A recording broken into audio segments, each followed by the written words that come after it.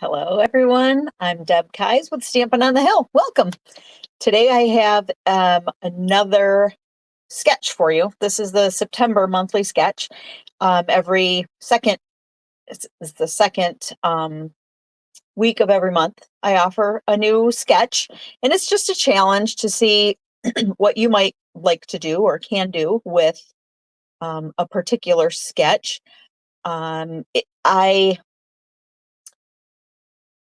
The plan is for you to use the things that you have on hand, and so you could use whatever colors you wanted, whatever. And so there's no like definite, you need to match mine. Use whatever colors you have, whatever kind of stock, I'm sorry, or DSP, whatever stamp sets you have, it doesn't matter. So that's the purpose of a sketch, is just to give you a general outline and then you take it and run with it. So let me show you the sketch here a minute. There it is. So you'll see that it has some circles, and it's got the blue card is the card base here, and then white is a layer, and it can be whatever you want. And then a bunch of circles, and there's a greeting going to go in here somewhere too. So with that said, I am going to highlight the Regals 6x6 designer series paper for today's project. So let me move down to my hands here and let you see what I've got going on.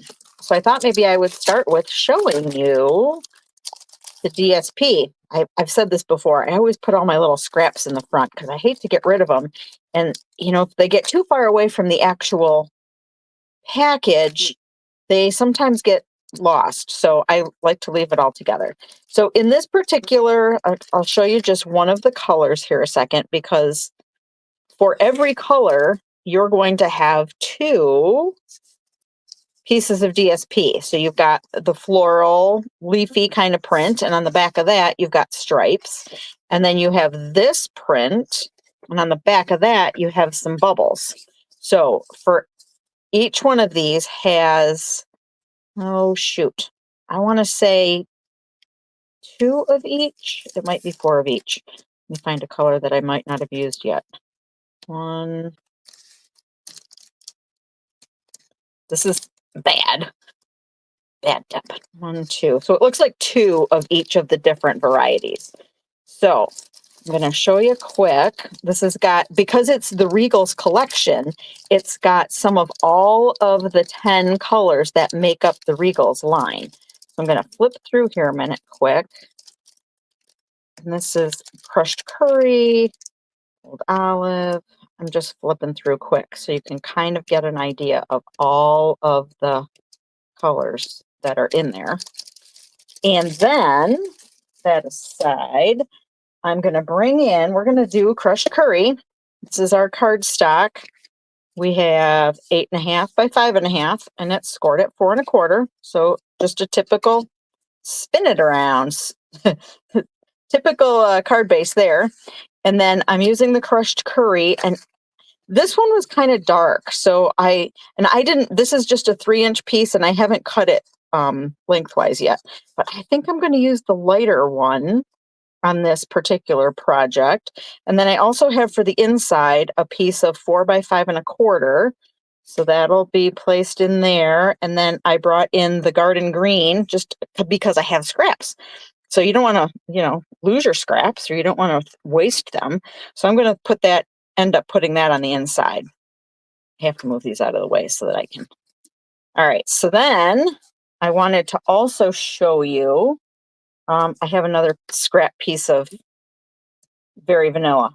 What did I say this was? Did I tell you it was berry vanilla? I'm sorry. It's berry vanilla. All right. And then we are also featuring the Unbounded Love stamp set. And we're going to use cherry cobbler ink in this particular project. And then I'm also using, these are the Deckled circles dies. And I'll show you this in a minute, but these are various, I don't even know how many there are, maybe a dozen and they're just all nested. So I've used these 4 sizes for my project, and I wanted to show you how this is going to work. So I cut this out ahead of time and sort of put it back together. So here are some circles that I punched out of the cherry cobbler and the garden green and the crushed curry. So you can see those, and you can use either side. We'll make that determination as we're putting the card together and see what we like. And then this is the Cajun Craze one. But so what I did, I wanted to show you, is I put these, nested them together, and I put some washi tape over it, and then I ran it through my Stampin' Cut and Emboss machine. And so what you get from that, as you pull it apart, oh, I put some on the back too, just to hold it together. So I've got a circle frame, if you will, and then I've got this circle, which came out of the middle. But so I just wanted to show you that you can do, it doesn't matter if you have solid circles or if you have outline circles. Okay, so let's see here. So these are all our circles. And we're going to just sort of start by, and I like to always measure things up. Well, let's start with cutting this off first. And I know it's 5 1/4. I mean, sorry, 5 1/2. So I'm just going to bring this in and cut this down to 5 1/2. And again, I said that I had already determined that I wanted it to be this side versus this side, because I think that's kind of too dark, and the rest of these colors won't show up as well. So we're going to flip this around. We might as well just go ahead and glue this down while we're at it. And there we go. And I'm gluing it right in the middle. Now yours doesn't have to be this wide. Like I said, this is 3 inches. You don't have to do that. When I'm finished with this project, I'll show you a couple other ones that I made, and they don't always use, sometimes I just use a scrap, and if all I have left is 2 inches, then that's all you need. All right, so we're gonna start with the big one being kind of over here. And then I've got these pieces. So let's see. If I put them, the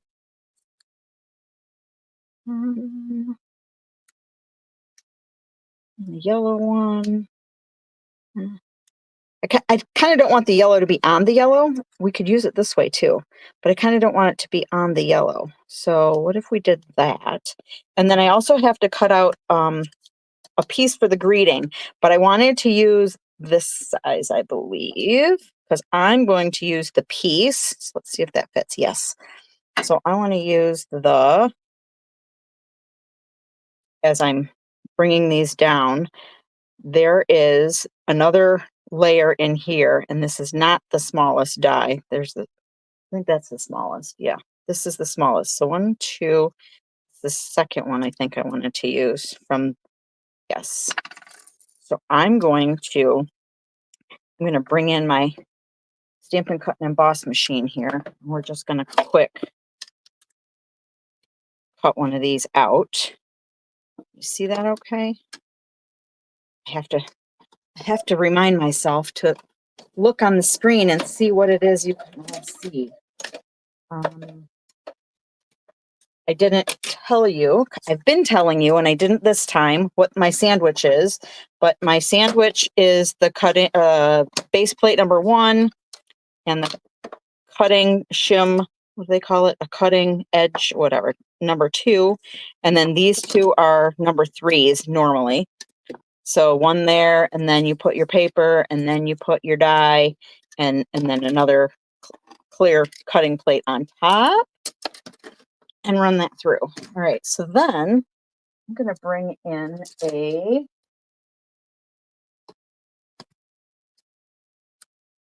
sponge. This is a Stampin' Pierce mat, and I'm going to bring in the cherry cobbler ink. I don't want to make a mess. You watch. Things will go flying and it'll be hilarious. Okay. So this is going to say peace. And you notice that I got some ink on here. If you want, now is a good time to clean that off. If you choose, I know that I'm not going to press very heavily and I'm not going to rock. Remember, we talked about that in our Stampin' 101 class, that you don't rock. You go straight down and straight back up. So I didn't get any of that extra ink anywhere. It would have hit my Pierce mat, but, and then while I'm at it, I'm going to put my greeting in the inside, and this says, I like to use both sides of my block, so this one's kind of crooked. I could have used a different size block, but this was easier to just have one. So this says, makes the world a better place. So peace makes the world a better place. That works. Actually, is it kind of crooked? No, I guess it's not. It looks crooked there for a second. It must be my eyes. They're just crooked. Okay, so then I could, I don't know that I want to. I could, if I wanted to add a little bit more color to this, I'll show you. We'll just do it on the back side because I'm not sure I really want to. So if this were my side, I would hold it on an angle like this, and I would gently pull it through and let it roll around. And then you can kind of see, can you see? Can't really see. It's got a little bit of ink on the edges, and that would sort of help it stand out a little bit. I'm going to wait on that and see. I'm not sure I'm going to need that extra standing out piece of anything. So then with this, I can put this wherever I want. Maybe here.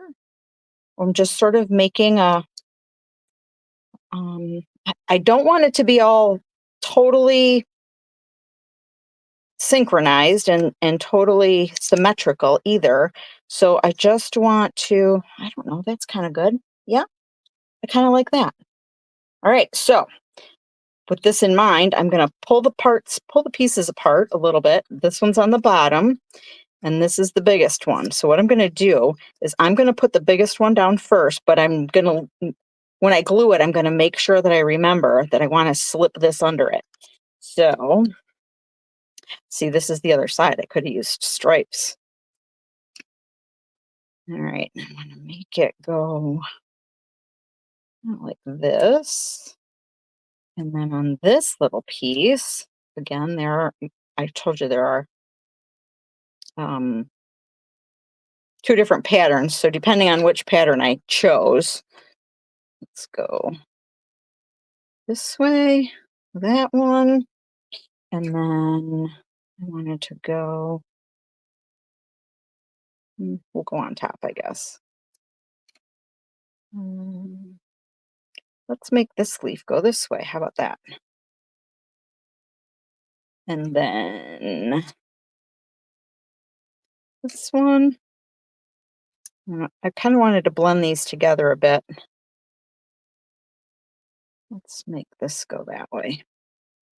And I'm not adding a lot of dimension to this because the post office is getting a little persnickety. So I am going to add a dimensional, well, maybe two dimensionals to my piece here. And we're gonna, let's see, I kind of want to blend this with this. Sort of in the middle there. So that's that. And then we'll bring in I still think it looks crooked. Hold on, I got to figure this out because it looks crooked. But we have this magical paper, right? Everybody knows that, right? Magical paper that says that, yeah, it's definitely going uphill, that we can turn it over and try it again. All right, let's see if I can do it straighter this time. Okay, makes the world a better place. I'm gonna see if I can bring this down to there. Much better, I think. Yeah, looks good.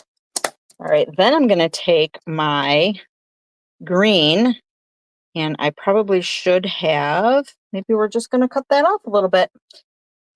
We are. This was like 1/4 of an inch, I think, or was it 1/4 of an inch? Yeah, I think it was. So we're just gonna cut it in half. I like to, when I'm doing small pieces or thin pieces like this, where I can't actually hold it with my finger, I like to slide it upward because I know it can't go any farther this way. Otherwise, I would be afraid that it would drag the paper down and then my cut would be off. So now I can make another one, but we can put this way now. We can move it in a little bit if we wanted to. We could flip it over. I really don't like the way the stripes are going for this particular project. If I'm doing a little strip like this, I like the stripes to go this way. So we're not going to do that, but let me move this out of the way so I don't get glue on it.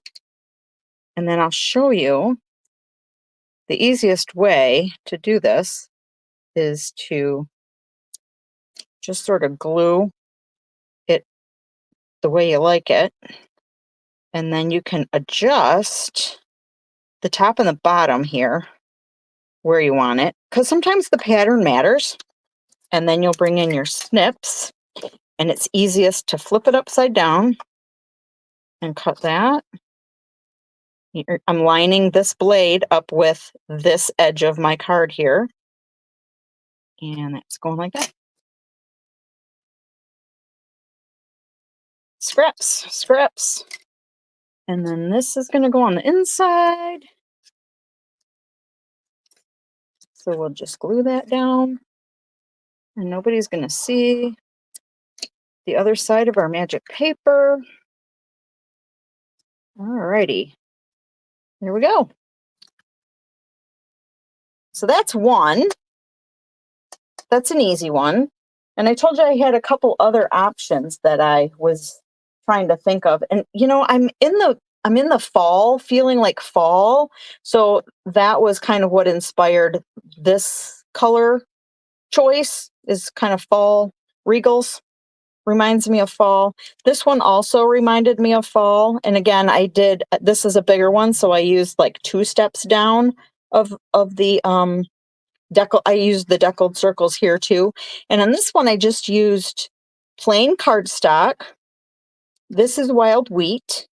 This is very vanilla. Moody mauve, copper clay, boho blue, and this is early espresso, the brown. And so what I did was I cut the different circles, and then I ran each of the circles, well, except for the browns, I chose to leave plain, and the moody mauve, I chose to leave plain. But I ran all of these through like a different kind of a embossing folder just to give them a little texture, because I was just using plain cardstock rather than DSP.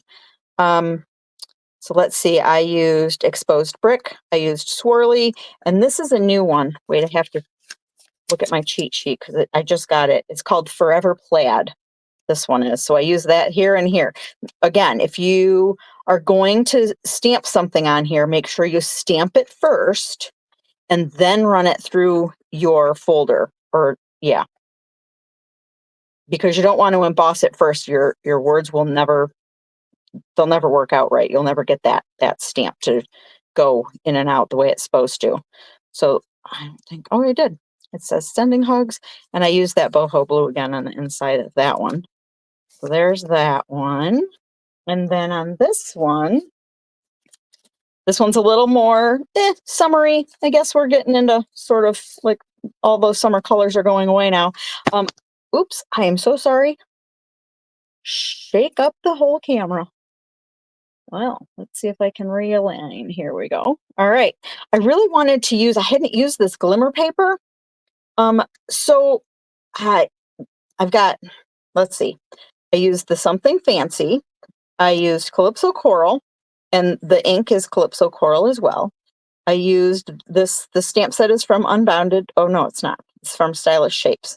The DSP is from Unbounded Beauty.